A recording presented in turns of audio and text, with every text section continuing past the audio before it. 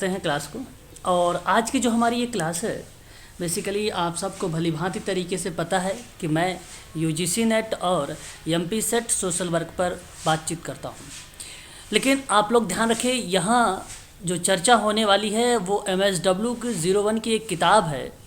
उसके सब्जेक्ट में अगर आप देखेंगे तो एक लेशन आता है 11 नंबर का, और वहाँ देखेंगे तो आपको मिलेगा सोशल केस वर्क, और मैं बात करने वाला हूँ सोशल केस वर्क पर ही। हालांकि मैं शाम को 8:30 वाली जो क्लास है उस पर बातचीत हो रही है हम लोगों की केस वर्क पर।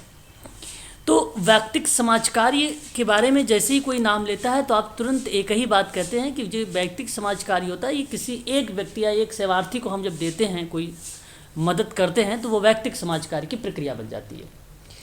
तो आप ये भी कह सकते हैं कि व्यक्तिगत समाज कार्य का अर्थ ये होता है कि एक अच्छे या भलाई के कार्य से लगाया जाना, एक अच्छे या कोई भलाई काम से लगाया जाना। तो व्यक्तिगत समाज कार्य की उत्पत्ति उतनी ही पुरानी है जितना मनुष्य है ना।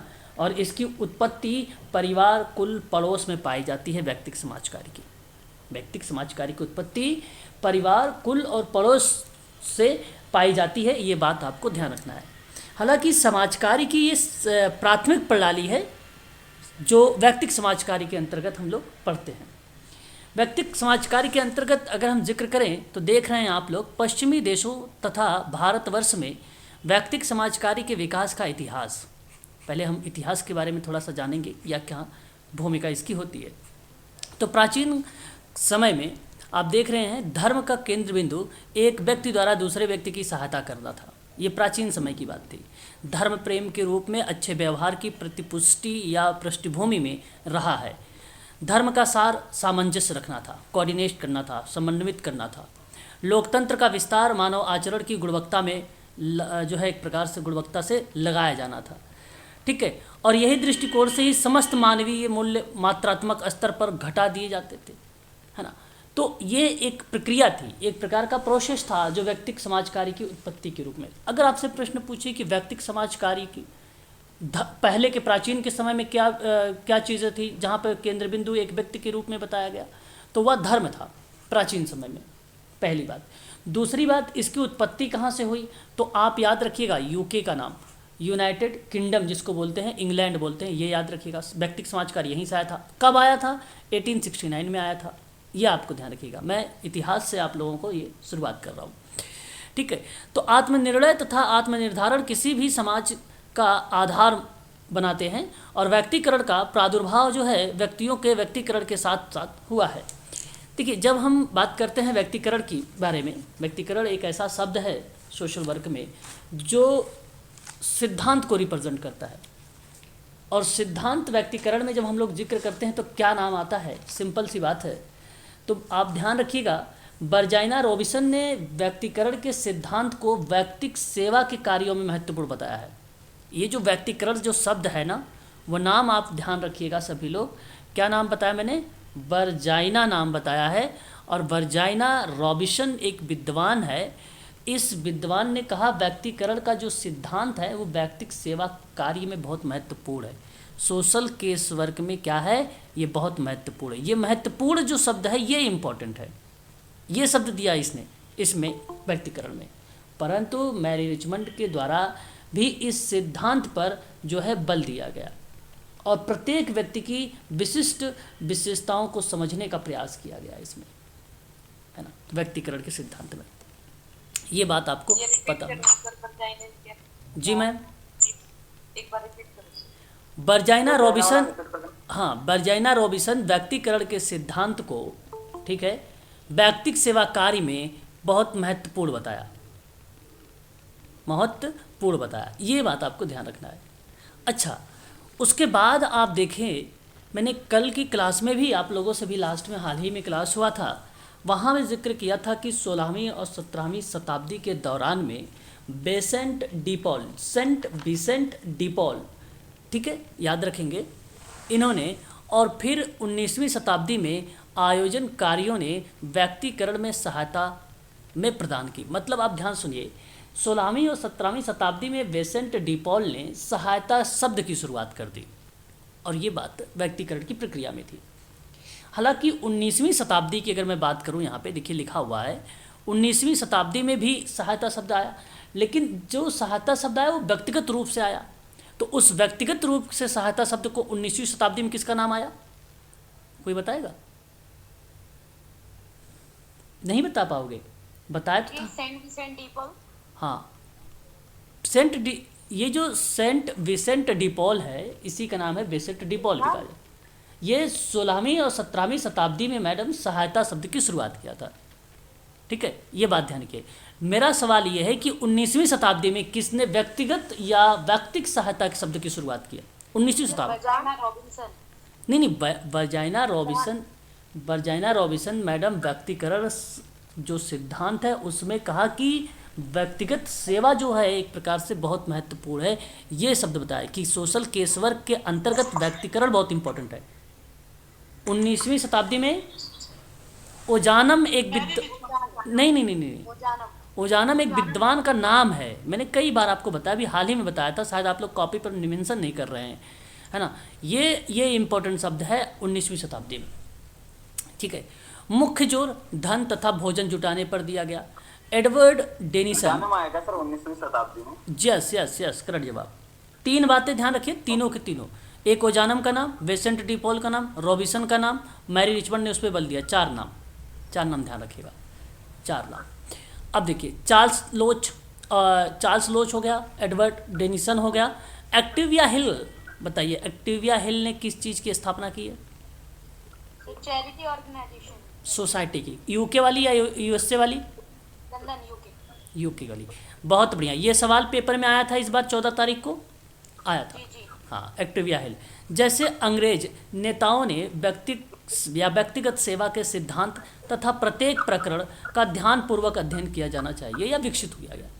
मैरी रिचमंड द्वारा व्यक्तिगत सामाजिक परिस्थितियों के विश्लेषण पर प्रथम दृष्टिकोण प्रस्तुत किया। क्या मैं ये बात कह सकता हूँ कि व्यक्तिगत समाज कार्य की जो संस्थापक हैं वो मैरी रिचमंड है? बोल सकता हूँ? बिल्कुल बोल सकता हूँ।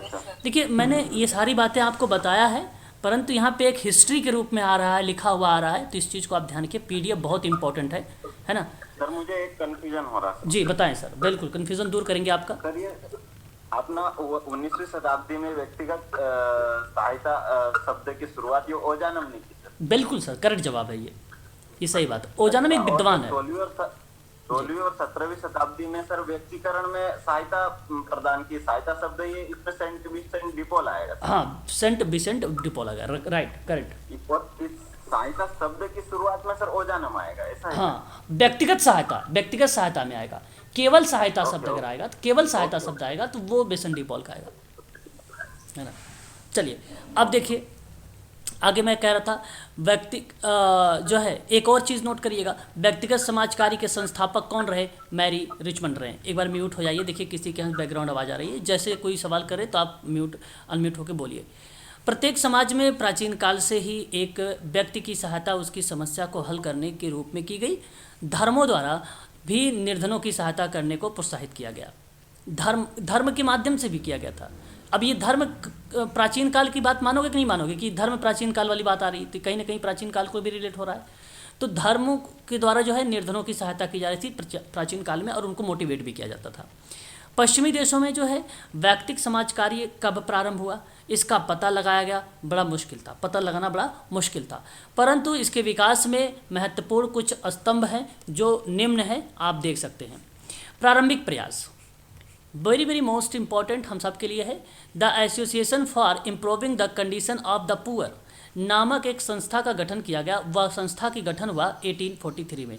ये बात मैं कर रहा हूँ केस वर्क में, ध्यान रखेंगे आप सभी लोग, ये बात मैं केस वर्क में कर रहा हूँ, है ना। इसलिए मैं कहता हूँ कि MSW की किताब जो है इंपॉर्टेंट है, इसलिए UGC MP सेट के बच्चे भी इसको पर थोड़ा सा फोकस करते रहे।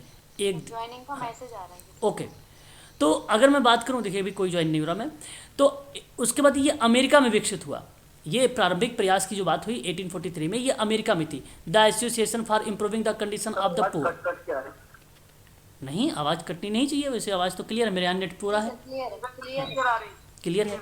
हाँ, और इस संस्था ने गरीबों की सहायता को, ठीक है, इस संस्था ने क्या किया, गरीबों की सहायता या उसकी समस्याओं को पहले की अपेक्षा अधिक व्यक्तिगत ढंग से क्रियान्वित करना शुरू कर दिया और इस संस्था का जो उद्देश्य था वो निर्धन व्यक्तियों के घरों में जाना था और उन्हें परामर्श देना था।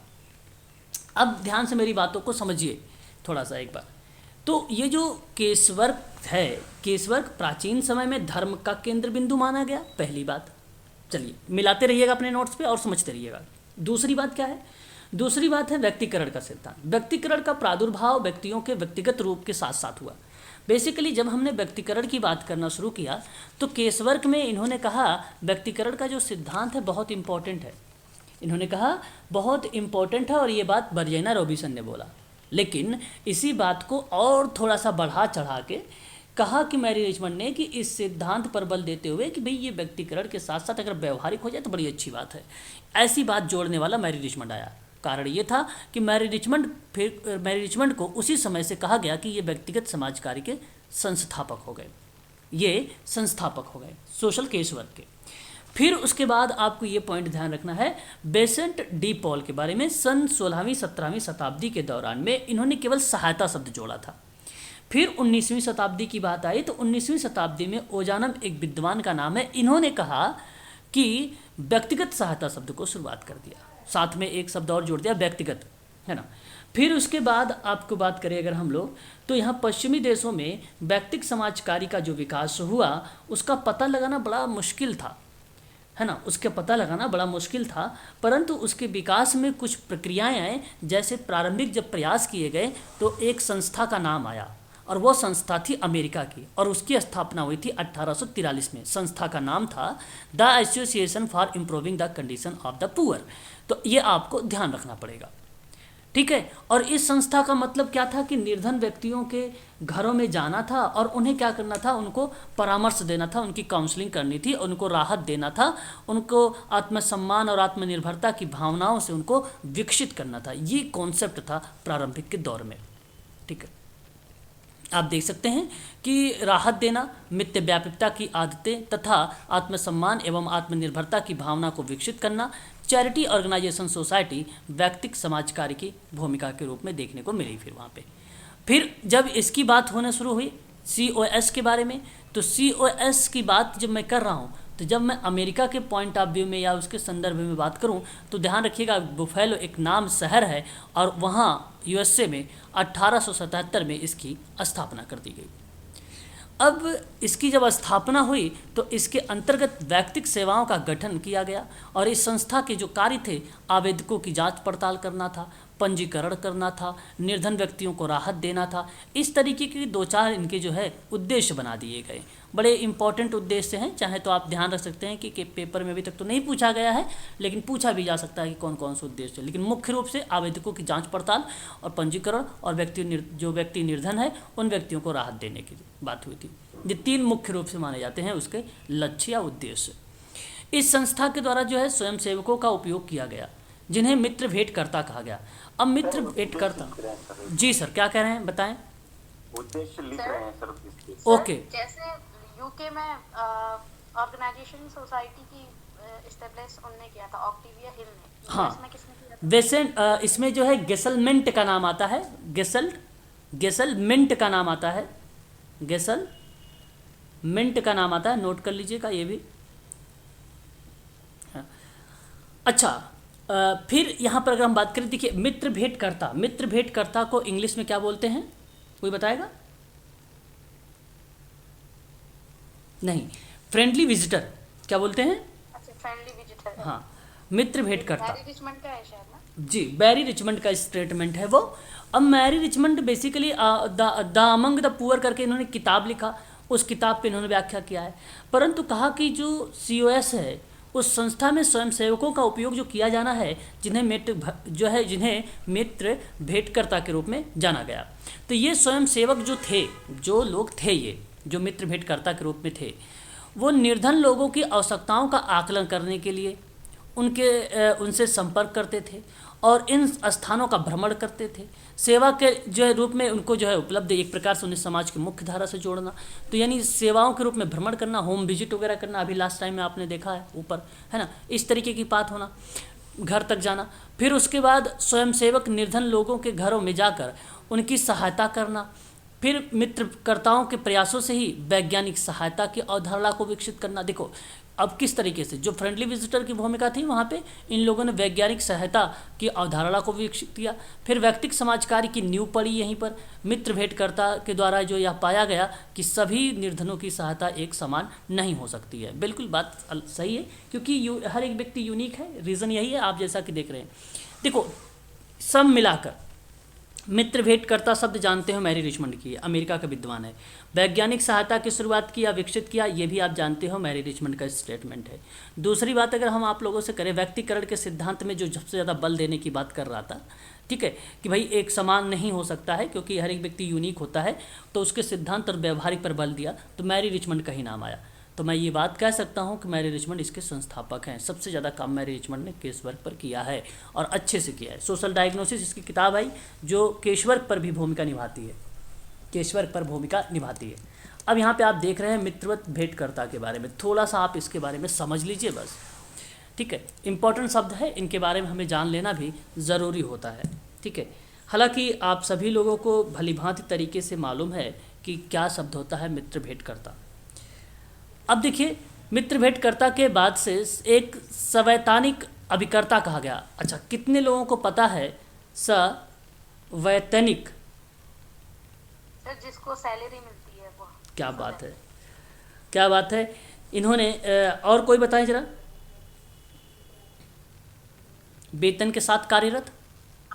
यस, तो अगर मैं कहूं कि मित्र भेंटकर्ताओं के बाद में वेतन के साथ कार्यरत अभिकर्ता कहा गया, और इन अभिकर्ताओं के द्वारा जरूरतमंद व्यक्तियों की आवश्यकता का निर्धारण करके उनकी सहायता की गई, और इन अभिकर्ताओं द्वारा जो है अभिलेखों का संधारित भी किया गया। संधारित का मतलब एक प्रकार का बेस्ड बनाया गया, आधार या उसके आधारित काम किया गया, और जिसमें समस्याग्रस्त व्यक्तियों के आंकड़े आए, सेवार्थी को प्रदान की गई सहायता का उल्लेख किया गया, और समवैतनिक अभिकर्ताओं के सामूहिक अनुभव द्वारा मानव व्यवहार को समझने को में भी आसानी हुई। तो यह प्रक्रिया सोशल केस वर्क में हमें देखने को मिली।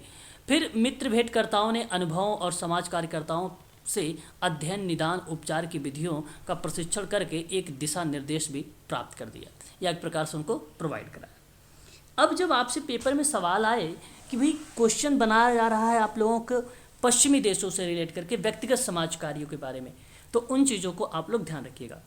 व्यक्तिगत समाज कार्य में अमेरिका में अगर हम संगठित प्रयास की बात करें तो COS की स्थापना 1877 में हुआ, जो व्यक्तिगत सेवाओं के लिए गठन किया गया। इस संस्था के जो कार्य बनाए गए वो आवेदकों की जांच पड़ताल बताया गया, पंजीकरण बताया गया, और निर्धन व्यक्तियों को राहत करने को लेकर बताया गया। फिर वहीं इस संस्था ने, कौन सी संस्था मैं बात कर रहा हूँ, COS के बारे में। COS ने क्या किया कि स्वयं जो है संस्था ने स्वयं सेवकों का उपयोग किया, जिन्हें एक स्वयं सेवकों के नाम से अलग से जाना गया, बोला गया उनको कि ये मित्र भेंट करता है। स्वयं सेवकों की बजाय उनको अगर कहा जाए मित्र भेंट करता है तो भी बात करेक्ट रहेगी, गलत नहीं रहेगी। यह स्वयं सेवक क्या करते थे, ये निर्धन लोगों की आवश्यकताओं का आकलन करते थे और फिर उनके संपर्क में जाते थे, होम टू होम, यानी आप ये कह लीजिए कि उनका मतलब भ्रमण किया और भ्रमण करके उनकी समस्याओं को जानने का प्रयास किया। इस तरीके का काम हुआ मित्र भेंटकर्ता में। तो ये प्रक्रिया इसके अंतर्गत आती है। फिर आगे अगर हम बात करते हैं तो हमारे सामने और भी पॉइंट्स है, जैसे देख सकते हैं प्रथम परीक्षण उसी समय आरंभ हुआ और व्यक्तिगत कार्य चिकित्सा नमूना का मतलब था सैंपल पर यह आधारित था। तो प्रथम परीक्षण इसी समय जो है स्टार्ट हो गया, और ये चिकित्सा या एक प्रकार से थेरेपी के माध्यम से जो है सैंपल पर ये आधारित था। कुछ समय के बाद जो है केस वर्क का आश्वस्त व्यक्तियों तक ये सीमित था। तो केस वर्क जो था वो कार्यक्रम का ग्रीष्मकालीन कह लीजिए या गर्मी के समर सीजन में कह लीजिए प्रशिक्षण का रूप जो है शुरू हो गया। तो इस प्रशिक्षण कार्यक्रम के परिणाम स्वरूप समाजकारी महाविद्यालय अस्तित्व में आने लगे, और इसी महाविद्यालय द्वारा नियमित प्रशिक्षण कार्यक्रम भी शुरू करने पर व्यावसायिकों के रूप में मान्यता प्रदान करने लगी, या एक प्रकार से आप कहो कि मान्यता मिल गई। ठीक है, तो अब ये मत कहिएगा कि समाज कार्य में अगर हम बात करें कि व्यक्तिगत समाज कार्य में 19वीं शताब्दी में विश्वविद्यालय और महाविद्यालय हैं, तो ये कहना उचित नहीं होगा। आप देख रहे हैं हिस्ट्री में, और ये प्रक्रिया चल रही है आप लोगों की प्राचीन काल की। तो कहीं ना कहीं ये जिक्र हम कह सकते हैं कि बहुत पहले की ये बातें हुई हैं, 19वीं शताब्दी से पहले की बात है ये, जिस समय महाविद्यालय द्वारा नियमित प्रशिक्षण कार्यक्रम जो है शुरू कर दिया गया था, व्यावसायिक मान्यता भी प्रदान की गई थी। ये बात है अलग कंट्री यानी USA की बात है। USA अमेरिका में और ब्रिटेन में पहले ही जो है व्यवसाय समाज कार्य का दर्जा मिल गया था। ये तो बाद में अपने भारत में सन 1936 में व्यवसाय समाज कार्य का दर्जा मिला था, 19वीं शताब्दी में। ठीक है, इस बात को आप ध्यान रखेंगे। नेक्स्ट पॉइंट पे बात करते हैं। देखिए, मैरी रिचमंड और फ्रांसिस मैकलिन। देखो, ये मैकलिन का जो नाम आता है वो कम्युनिटी में आता है। ठीक है, ग्रेस कोयले का नाम आता है अगर हम बात करें तो ग्रुप वर्क में आता है। ठीक है, वो ग्रुप वर्क में आता है। फिर इन्होंने कहा कि समस्याग्रस्त व्यक्तियों की विशेषज्ञ सेवाएं प्रदान की और व्यक्ति समाज का एक वृत्त पत्र भी इसी समय विकसित किया गया। अच्छा, ये वृत्त पत्र था क्या, किसी को मालूम है?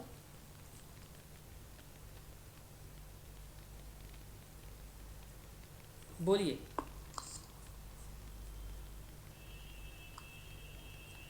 वृत्त पत्र क्या था? नहीं मालूम जी। ओके, ठीक गजेटेड है, पत्र हो सकता है क्या? चलो मैं क्या, नहीं, जैसे आप कहते हो ना एक समसामयिक, गजेटेड पत्र जी। आप समसामयिक पत्र जानते हो क्या? आप दैनिक पंजी जानते हो, दैनिक पत्र जानते हो? हमारे की जिसमें डेली रूटीन Yes, sir. बिल्कुल करेक्ट जवाब, डेली रूटीन। किसी बच्चे ने कहा डेली रूटीन।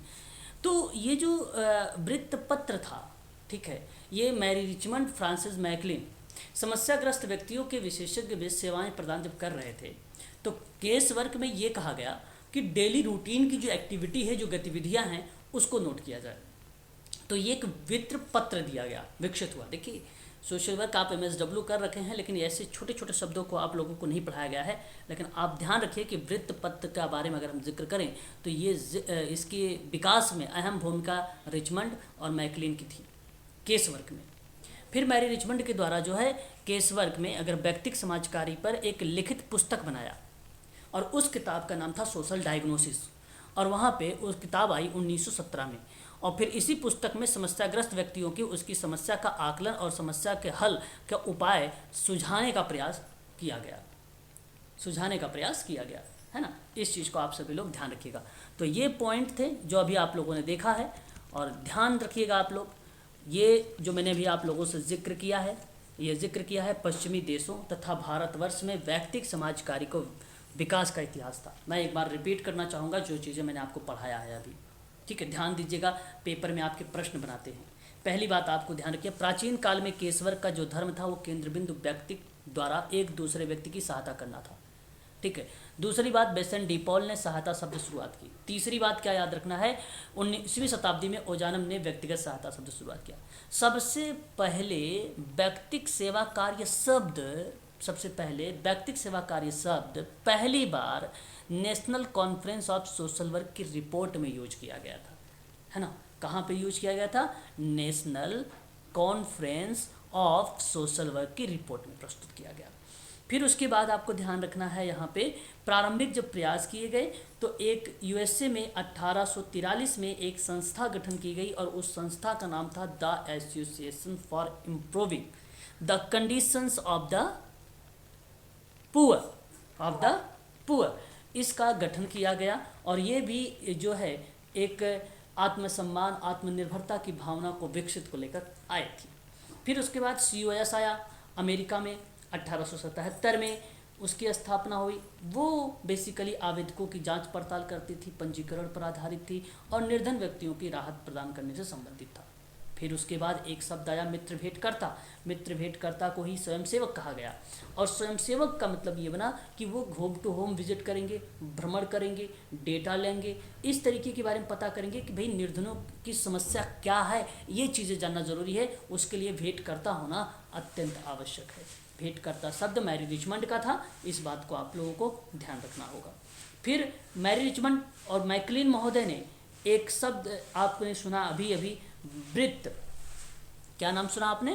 वृत्त पत्र।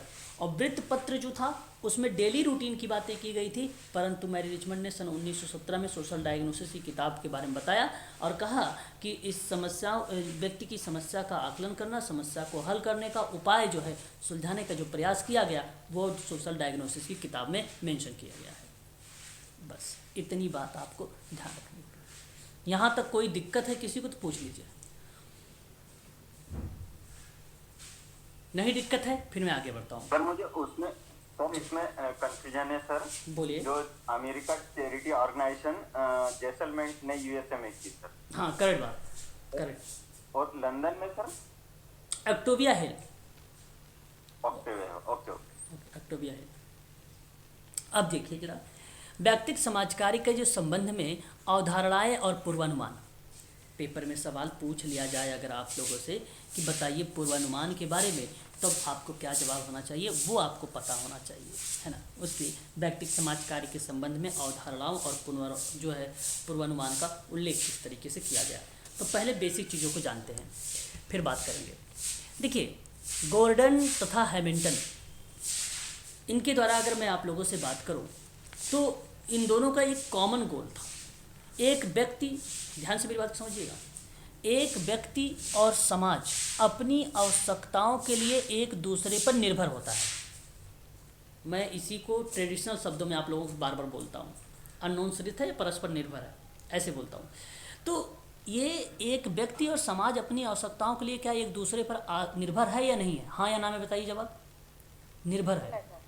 अब आप सुनिए, व्यक्ति और समाज जब दोनों एक दूसरे के पूरक हैं तो दोनों एक दूसरे के बिना नहीं रह सकते हैं। क्या इस बात से सहमत हो? Yes sir. बिल्कुल, होना भी चाहिए आप लोगों को सहमत। और ये स्टेटमेंट आप लोग देखते हैं हैमिल्टन का आता है, लेकिन आप देखिए MSW की किताब जो इग्नू की है, बहुत इंपॉर्टेंट किताब है। नाम आप देख रहे हैं गॉर्डन का भी नाम, अगर हैमिल्टन का नाम ना आए तो गॉर्डन का भी नाम लगा सकते हैं, परंतु गॉर्डन का नाम बहुत कम पूछा जाता है, हैमिल्टन ज़्यादा आता है, इसलिए दोनों ध्यान रखें। अच्छा, ये पहली बात थी आपको जो मैंने भी समझाया है।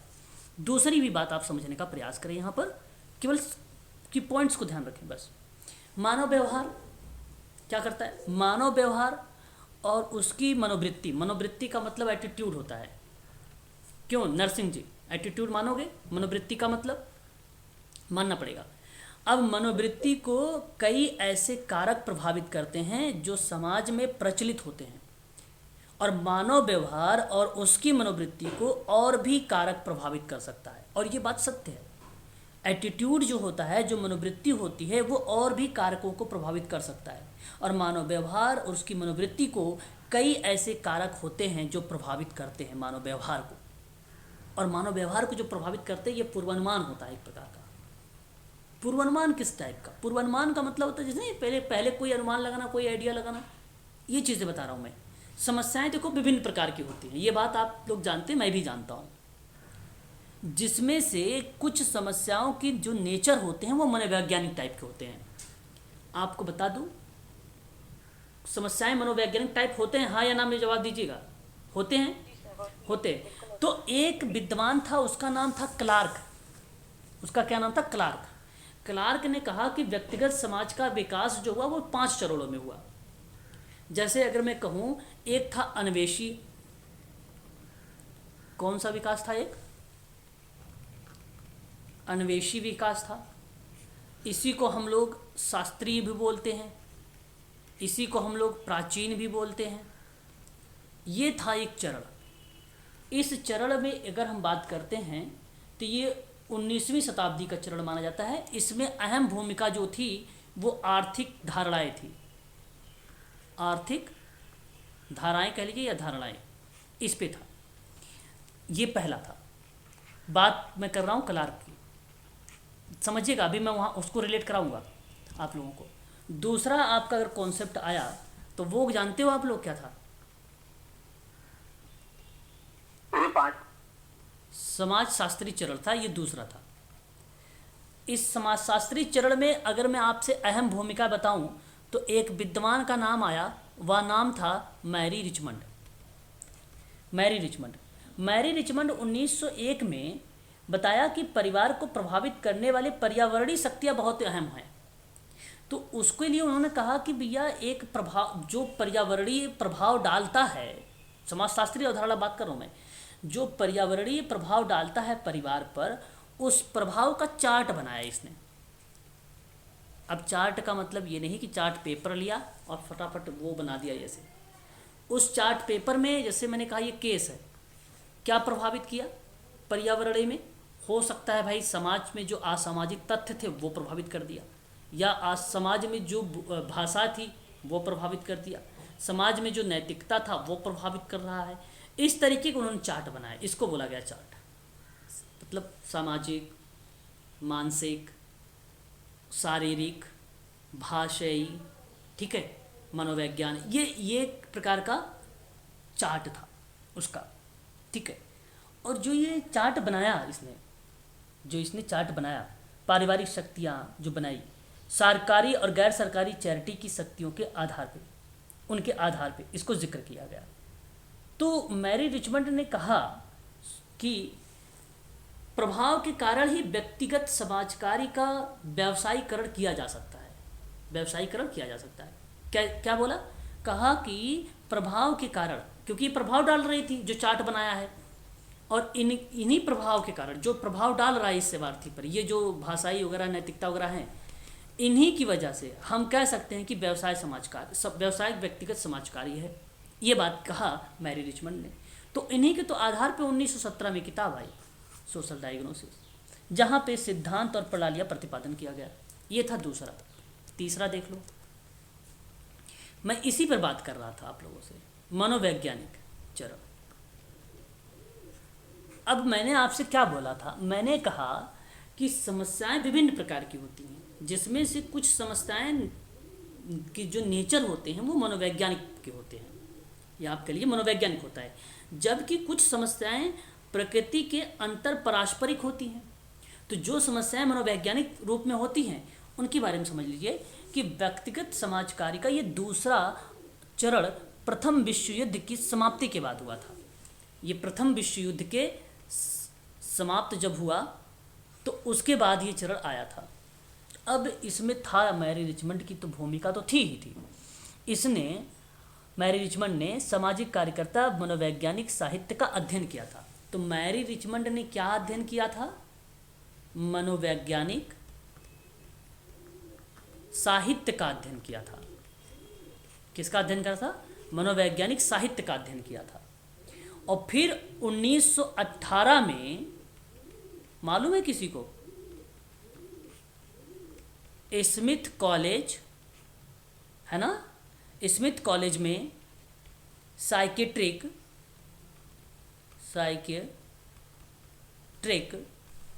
सोशल वर्कर्स को प्रशिक्षित किया जाने लगा। अब ये बात 1918 में हुई, 1918 में हुई। बात समझ में आई? बात इसी मनोवैज्ञानिक चरण में मैं फ्रायड को भी रिलेट करा सकता हूँ। और फ्रायड के जो गत्यात्मक पक्ष थे, जो व्यक्ति के 3 अंग थे, इद, अहम और परा अहम, इन शब्दों को इद ऐसी शक्ति है जो व्यक्ति को सुख प्रदान करती है। अहम ऐसी शक्ति है जो प्रतिनिधित्व, जिसके द्वारा व्यक्ति अपना मानसिक संतुलन बनाए रखे, उसको अहम कहेंगे। और एक परा अहम था जो व्यक्ति की इस शक्ति का गोतक था, जो सामाजिक मान्यताओं के अनुसार व्यवहार करने को नियंत्रित करता था। ये परा अहम था। ये 3 बातें थी। अच्छा, फिर उसके बाद आपका आया संश्लेषणात्मक। ये चरणों पे बात मैं कर रहा था। अब यहाँ पे डेटा को किया गया कलेक्ट, डेटा को क्या किया गया? कलेक्ट किया गया व्यक्तिगत समाज कार्य में।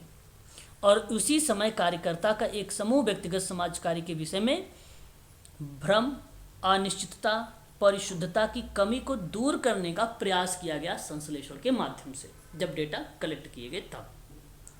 और एक था एकीकृत, जब डेटा एकीकृत है। हालांकि यहाँ पर भी संश्लेषण, विश्लेषण का मतलब होता है डेटा को विश्लेषित कर, एकीकृत करने का मतलब होता है इंटीग्रेट करने का। अब 5वां पॉइंट है। हाँ जी, 5वां पॉइंट है। हाँ, ये 4th है, ये 5th है।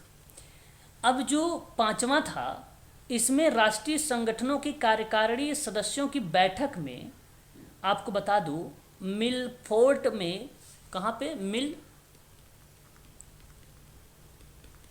में पेंसोलाविया, पेंसोलाविया। सर सर हाँ सर पहला देखिए सर, एक समाजशास्त्री चरण है, एक मनोवैज्ञानिक है, एक संश्लेषणात्मक है, एक एकीकृत है सर, ये 4 हुए। नहीं, एक शास्त्री है पहला वाला, अनुमान अन्वेष अन्वेषी जिसको बोलते हैं, प्राचीन उसको बोलते हैं।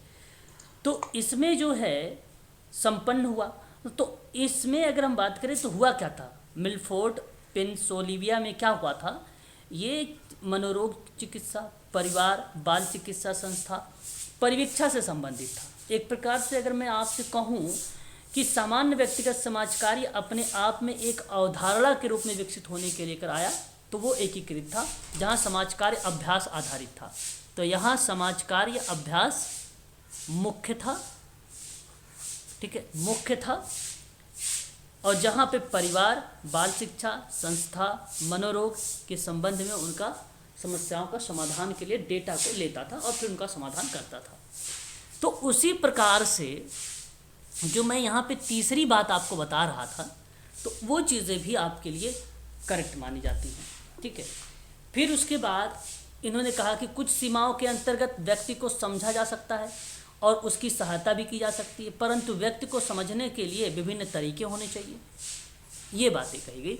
तो आप देखिए, व्यक्तिक समाज कार्य ऐसी प्रक्रिया में सन्निहित होता है जो किसी व्यक्ति और व्यक्तित्व के विकास में उसके सामाजिक परिवेश द्वारा प्रभावित होता है।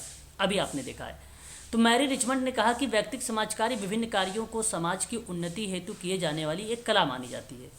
अभी देख रहे हैं मैरी रिचमंड का है केस वर्क में कला की भूमिका किस, कौन कहता है, केस वर्क में प्रश्न बोलेगा केस वर्क में, और अगर समाज कार्य में बोलेगा कला की बात तो फ्रीडलैंडर होगा, केस वर्क में कला की बात हो, विज्ञान की बात होगी तो मैरी रिचमंड होगा।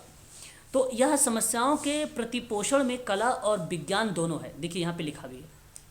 तो बताइए जरा, याद रहेगा ये बातें? अगर मैं कहूँ समाज कार्य में, समाज कार्य को किसने कला और विज्ञान माना, तो क्या जवाब दोगे, बताओ? अरे भाई गलत कर गए, समाज कार्य मैंने बोला है, फ्रीडलैंडर बोलोगे, क्या बोलोगे? फ्रीडलैंडर बोलोगे, क्या बोलोगे? फ्रीडलैंडर। और अगर मैंने कहा कि व्यक्तिगत समाज कार्य को किस विद्वान ने कहा कि कला और विज्ञान है, तो क्या नाम बताओगे? Mary Richmond. बस यही बात बताना है आपको। क्यों बताया इसने कला और विज्ञान? क्योंकि व्यक्ति समाज परस्पर एक दूसरे पर निर्भर करते हैं।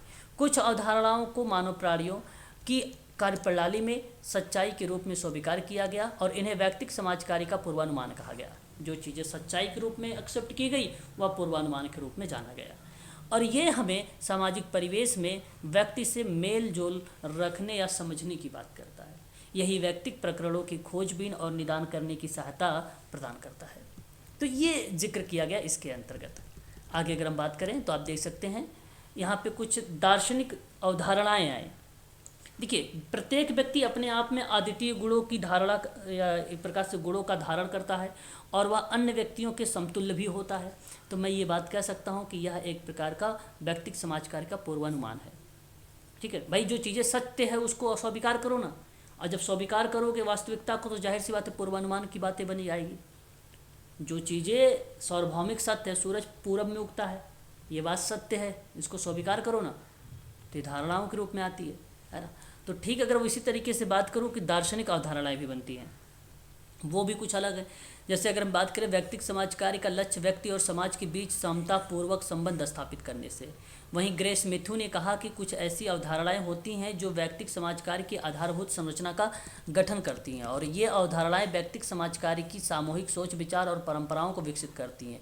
ये दार्शनिक अवधारणाएं हैं जो प्रत्येक मानव को एक व्यक्ति के रूप में सम्मान दिया जाना चाहिए और मानव प्राणी परस्पर एक दूसरे पर निर्भर होते हैं, और व्यक्तियों की उन्नति में इसका विकास में जो मानवीय प्रक्रियाएं होती हैं वो एक अहम भूमिका निभाती है। तो यहाँ मतलब ये था कि प्रत्येक मानव एक व्यक्ति के रूप में सम्मान पाने के अधिकारी होता है और उसे एक व्यक्ति के रूप में सम्मान और प्रतिष्ठा देनी चाहिए। और मानव एक दूसरे पर निर्भर करते हैं, तो मानव की आवश्यकताएं कई प्रकार की होती हैं। तो अपनी इन्हीं आवश्यकताओं के लिए मानव समाज में एक दूसरे पर निर्भर करता है और वे अकेले अपनी आवश्यकताओं की पूर्ति नहीं कर सकता है, क्योंकि समाज की उसमें एक अहम भूमिका होती है ना। तो ये बात आपको ध्यान रखनी है। फिर उसके बाद अगर हम बात करें तो आवश्यकताएं एक समान नहीं होती, ये बात जानते हैं, और कुछ व्यक्तियों के एक समान मानी जाती हैं। तो प्रत्येक व्यक्ति कुछ पहलुओं में अन्य मानव प्राणियों के समतुल्य भी होता है, मतलब बराबर होता है, कुछ चीज़ें यहाँ पर बताई गई। तो प्रत्येक व्यक्ति में जो है उन्नति प्राप्त करने की जो क्षमता होती है वो संसाधन विहीन व्यक्तियों की सहायता करना समाज का कर्तव्य होता है, समाज का कर्तव्य होता है। इस चीज़ को भी आप ध्यान रखिएगा। तो समाज का यह कर्तव्य है कि वह उन व्यक्तियों की सहायता करे जिनके पास जीने लायक संसाधन ना हो, है ना, जीने लायक संसाधन ना हो, उनका जो है उन्हें समाज की मुख्य धारा से जोड़े। ठीक है, ये बात आप ध्यान रखिएगा। क्या आप लोगों को बात कंफर्म हो गई? बताइए, एक बार क्लियर करिए। अब यहाँ पे जो मैंने भी, हाँ बताइए, हाँ अभी डाउट है किसी बच्चों का, बताइए। लार्क ने व्यक्तिगत में 5 प्रकार के चरण बताए हैं सर, अन्वेषी, शास्त्रीय और प्राचीन चरण, और एक और कौन सा बताया सर आपने? फिर से बोलिए, आप फिर से बोलिए, क्या क्या लिखे आप सर? ये जो 5 चरण बताए ना सर, लिखिए। एक आपका अन्वेषी, समाजशास्त्री, मनोवैज्ञानिक, हाँ समाजशास्त्री, मनोवैज्ञानिक, समाजशास्त्री, संश्लेषण, एकीकृत, हाँ हो तो गए 5। हाँ सर, अन्वेषी में जैसे फर्स्ट वाले में अन्वेषी, फिर ऑब्लिक करके शास्त्री, फिर प्राचीन चरण, और एक और कौन सा बताया था वो पूछ रहा हूँ। नहीं, ये 19वीं शताब्दी में एक प्रमुख धाराएं इसमें आती है अन्वेषी में। वो कोई नाम नहीं, मतलब व्यापार का कोई सरकारी हस्तक्षेप नहीं होना चाहिए जिसमें अधिक लाभ कमाया जा सके। आर्थिक धाराओं को रिप्रेजेंट किया गया था इसमें। जैसे सब में थोड़ी थोड़ी बातें बताया था, तो उसमें आर्थिक धाराएं बताए थी मैंने, है ना।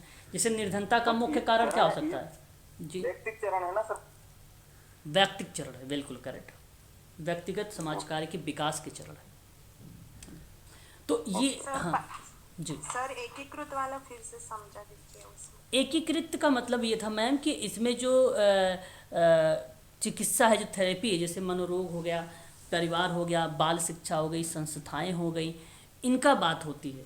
इनमें क्या होता है, इनमें जो है व्यक्तिगत समाज कार्य अभ्यास पे आधारित होता है। जैसे हम अगर किसी के साथ काम कर रहे हैं, प्रैक्टिस कर रहे हैं, उस दौरान जो है जो हम क्लाइंट को जो चीज़ें देते हैं, प्रोवाइड कराते हैं, सुख सुविधाएं वगैरह, संसाधन वगैरह, उन चीज़ों की बात करते हैं एकीकृत चरण में। ये अंतिम चरण है, क्रिया। अंतिम चरण हमेशा क्रियान्वयन पर आधारित होता है, काम पर आधारित होता है, अभ्यास पर आधारित होता है अंतिम चरण, कोई भी अंतिम चरण हो। एक बात संश्लेषणात्मक बता। संश्लेषणात्मक में मैम डेटा कलेक्ट किया जाता है। सेवार्थी की जो होते हैं ना, डेटा वगैरह जो है कलेक्ट किए जाते हैं। संश्लेषित करना, एक होता है विश्लेषित, एक होता है संश्लेषित।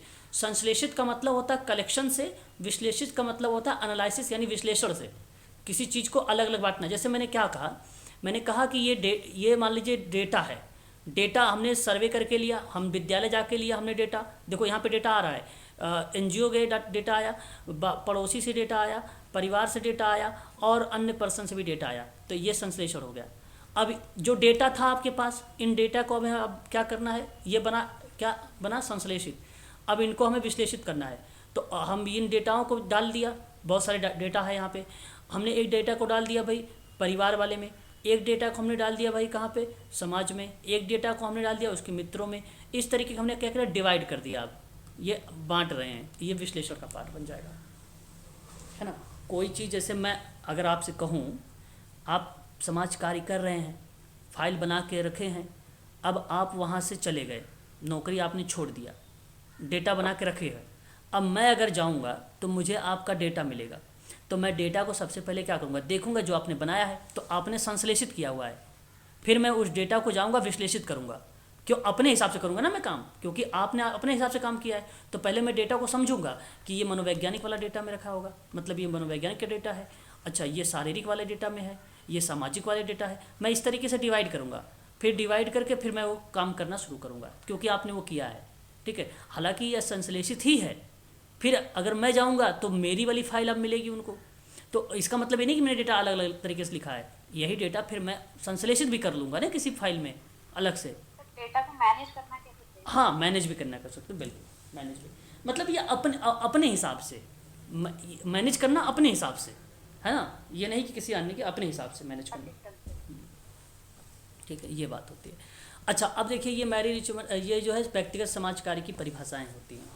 अब देखो समाज कार्य की परिभाषाएं तो इससे बहुत सारी हैं, है ना। जैसे अगर हम बात करें, देखो मैरी रिचमंड की, आपने बताया भी, मैंने आप लोगों को बताया भी है कि भाई विभिन्न व्यक्तियों के लिए जो है उनके साथ मिलकर सहयोग और विभिन्न प्रकार के कार्य करने की एक कला है, और इसी के उद्देश्य से एक ही साथ व्यक्तियों और समाज की उन्नति भी करते हैं। ये मैंने आपको जो है पहले भी बताया है इसके बारे में, परिभाषा वगैरह के बारे में, है ना। तो ये एक प्रकार की परिभाषा है। वैसे अगर आप चाहो तो परिभाषाओं एक एक लाइन में बहुत छोटी छोटी परिभाषाओं को भी आप लोग नोट कर सकते हैं और लिख भी सकते हैं। जैसे मैं एक नाम बताऊं आप लोगों को, एक नाम आता है क्वीन का, एक विद्वान थी क्वीन। क्वीन ने अगर इन्होंने जब परिभाषा बताया तो इन्होंने कहा कि व्यक्तिगत समाज कार्य जो होता है व्यक्तियों के व्यक्तिगत संबंधों से होता है। क्या बोला इन्होंने? व्यक्तियों के संबंधों में समायोजन से होता है, संबंधों में समायोजन से होता है। ये हो गया केस वर्क की परिभाषा, है ना। फिर अगर हम आपसे बात करें तो एक पोर्टर आर्ली, पोर्टर आर्ली का नाम सुना है आप लोगों ने? पोर्टर आर्ली सुना है? पोर्टर ली भी कहते हैं ना। हाँ, पोर्टर आर्ली को पोर्टर ली भी बोलते हैं। New York school of social work के निदेशक थे ये। New York school of social work के निदेशक, जैसे आपने नाम सुना होगा डॉक्टर मॉन्सर्ट का, TISS में निदेशक थे, वैसे New York school of social work के जो है निदेशक के रूप में पोर्टर आर्ली ने एक परिभाषा देते हुए कहा कि व्यक्तिगत समाज कार्य जो होता है वो मानवीय मनोवृत्तियों की एक कला होती है। ली ने क्या बोला? मानवीय मनोवृत्ति की परिवर्तित करने की कला होती है, परिवर्तित करने की एक कला होती है। बस ये लिख लीजिए, ठीक है, हो गया। फिर अगर आपको बताऊं, एक नाम आता है वॉटसन। वॉटसन तो जानते हैं बिहेवियर के जनक कहलाते हैं ये। तो इन्होंने कहा कि व्यक्तिगत समाज कार्य जो उलझे हुए व्यक्तित्व को सुलझाने का जो काम करता है, जहाँ पे पुनर्निर्माण करने की एक कला बताई जाती है, पुनर्निर्माण की कला, वो वॉटसन की बात आती है। पुनर्निर्माण की कला व्यक्तिगत समाज कार्य है। देखो लिखना कैसे होता है, नाम लिखो वाटसन। वाटसन ने कहा कि व्यक्तिगत समाज कार्य का तात्पर्य है, ठीक है, व्यक्तित्व को सुलझाने और उनका पुनर्निर्माण करने की कला है। बस ये आप बना के लिखो ना ऐसी तरीके से। और एक नाम आता है टेलर।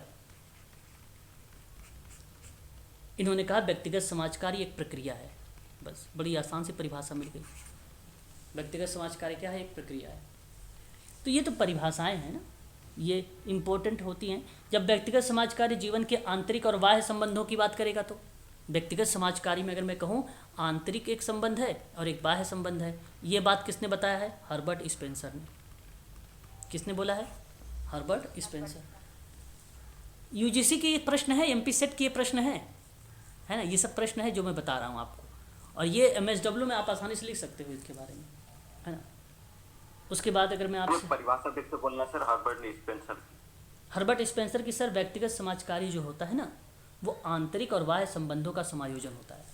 आंतरिक और बाह्य संबंध जो होते हैं उनका समायोजन होता है। आप समझते हो ना आंतरिक और बाह्य कि वो भी बताऊं? नहीं सर। अरे नहीं समझ रहे हो? आंतरिक समस्याएं क्या होती हैं? समझते हैं। हाँ, आंतरिक समस्याएं क्या हो सकती हैं? सेवार्थी की जो आंतरिक समस्याएं का मतलब ये होता है उसके घर की प्रॉब्लम्स रिलेट करा गया, घर पे क्या क्या प्रॉब्लम उसके लिए हो रही है सेवार्थी को। बाह्य समस्याएं मतलब बाहरी संस्था में हो गया, विद्यालय में हो गया, पड़ोस का हो गया, ये बाह्य समस्याओं के रूप में आ जाएगा, पर्यावरणीय समस्याओं के रूप में आ जाएगा। भाई ऐसे मत बकया करो। फिर उसके बाद अगर हम कहें कि वे दशा जो परिस्थिति जो समाज हानिकारक मानता है। सर यहाँ पे आंतरिक और बाह्य एक और शब्दों में भी समझा जा सकता है क्या? कि मानसिक और पर्यावरणीय। मानसिक और पर्यावरणीय नहीं, जैसे आंतरिक में हम मनोवैज्ञानिक समस्याएं आंतरिक समझ, हाँ, और पर्यावरणीय मतलब समाज। हाँ बिल्कुल करेक्ट अनुराधा जी, सही जवाब है आपका। कर सकते हो, समझ सकते हो सकता है, ये भी हो सकता है ना, होने को ये भी हो सकता है, बिल्कुल सही जवाब। अच्छा अगर मैं बात करूं, देखो वे दशाएं जो परिस्थितियों में, जैसे परिस्थिति क्या होती है, जैसे सिचुएशन आप है अभी इसमें परिस्थिति है, ये चल रही है भाई, आपकी परिस्थिति है कि हमने यूजीसी क्रैक करना, ये परिस्थितियाँ उसी के आधार पर हम तैयारी कर रहे हैं। अब इन परिस्थितियों में जो समाज को हानिकारक मानता है, जैसे जो हानिकारक मानता है वो व्यक्तिगत समाज कार्य है। और ये बात अगर किसी विद्वान ने कहा है तो उसका नाम है सैमुअल कैनिंग। Samuel Canning. परिस्थिति को किसी ने अगर हानिकारक बताया है तो सैमुअल ने बताया। क्या नाम उसका है? Samuel Canning. मैंने लिख दिया है। व्यक्तिगत सेवा कार्य जो होता है सामाजिक नियमों का विचलन होता है। सामाजिक नियम का ना, व्यक्तिगत जो समाज कार्य होता है, जो सोशल का नियम है, उसका विचलन होता है। और उसका विचलन अगर होता है तो ये बात फुलार मेयर ने कहा है। फुलार मेयर्स ने बोला है। और विचलित व्यवहार जो समाज द्वारा अमान्य हो, विचलित व्यवहार जो समाज द्वारा अमान्य हो, तो वह नाम किसने दिया है? लुडवर्ग। इतनी तो परिभाषा है, बहुत सारी परिभाषा है। एक एक लाइन में देखो कितनी सारी परिभाषाएं मैंने बता दी आपको, है ना, नाम के साथ। पेपर में जब इन सारी चीज़ों को याद तब होती है जब आप ना पढ़ने के बाद इन नोट्स को देखो। सर विचलित व्यवहार समाज द्वारा अमान्य, हाँ किसने लिखी सर? हाँ, यहाँ पे देखिए मैंने लिखा है, हाँ, लुडवर्ग ने दिया है। ठीक है, चलिए, तो ये हैं परिभाषाएं, आपको भी याद रहेंगी ये परिभाषाएं तब याद रहेंगी जब आप इनको डेली थोड़ा सा देखेंगे, है ना। अब ये कह भी सकते हो हमें इस तरीके से याद होते हैं कि हम कई बार बोल चुके हैं इसके बारे में, 1-2 बार नहीं, कई बार, है ना। ठीक है, अब देखो यहाँ पे व्यक्तिगत समाज कार्य में समायोजन लाने की एक कला बताया है इसने। अगर मैं इसी कला और कला के साथ अगर मैं विज्ञान भी जोड़ दूँ तो क्या मैं यहाँ पे परिभाषा ये बना सकता हूँ मैरी रिचमंड की? बोलो। Yes sir. बिल्कुल बना सकता हूँ। और अगर केवल कला है तो ये परिभाषा क्वीन की हो जाएगी, यह परिभाषा क्वीन की हो जाएगी।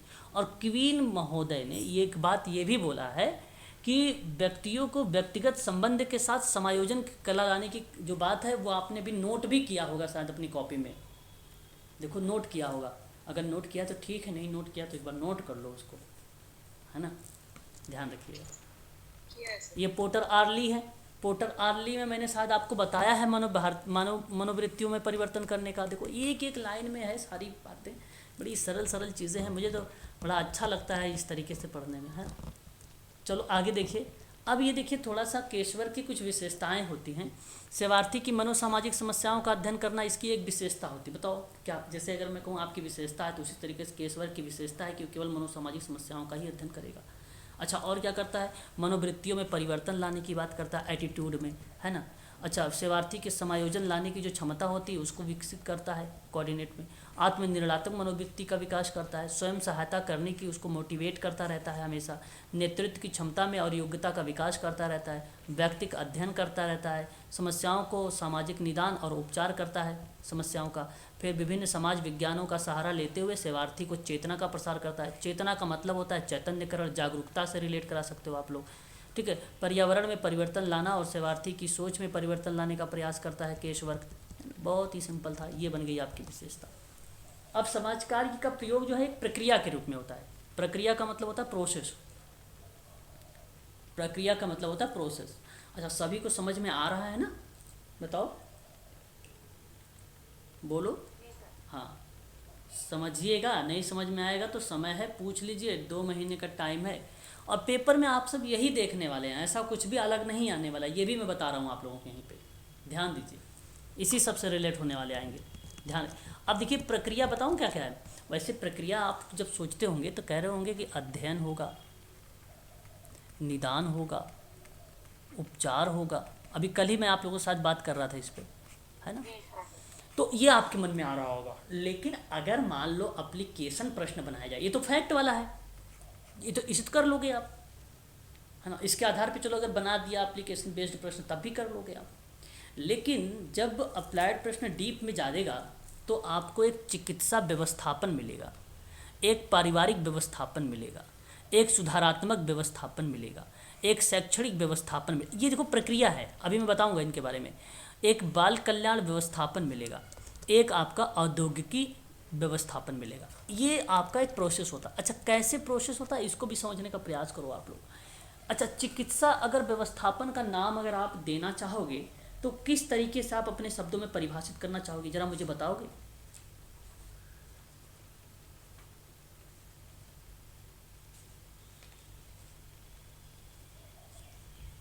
चिकित्सा के माध्यम से, जैसे साइकियाट्रिस्ट डिपार्टमेंट है तो। ओके, चिकित्सा के माध्यम से, ये शब्द सही था, चिकित्सा के माध्यम। इन सब चिकित्सा में अगर हम आप पूछ रहे क्या प्रोसेस होगा, तो सर उसके द्वारा सर जो भी इक्विपमेंट्स होंगे, ऑर्गेनाइजेशन होगा, उन सब से व्यक्ति को मिलाना है या व्यक्ति को वहां तक ले जाना। चिकित्सा व्यवस्थापन में आपका एक काम आता है अध्ययन। क्या आता है? अध्ययन, ये स्टडी। और ये आपका इस चीज़ को रिलेट कराता है। तो अगर मैं कहूँ कि भारत में कुछ स्थानों पर व्यक्तिक कार्य का अभ्यास चिकित्सा शास्त्र के साथ संयुक्त रूप से करता है, जैसे जो प्राइवेट एजेंसियां हैं उनके द्वारा संचालित जो किए जा रहे हैं अस्पताल, मनोरोग अध्ययन के क्षेत्र में व्यक्तिक कार्य का अभ्यास मनोरोग अस्पताल द्वारा, मनोचिकित्सा विभाग द्वारा, संकटकालीन सहायता केंद्र द्वारा, इनके द्वारा किया जा रहा है व्यवस्थापन। अच्छा, आप लोग में से ज़रा मुझे बताइए व्यवस्थापन का अर्थ अगर मैं पूछूं, शायद आप लोग नहीं समझ पा रहे होंगे व्यवस्थापन का अर्थ, ज़रा मुझे बताएं व्यवस्थापन का अर्थ क्या होना चाहिए?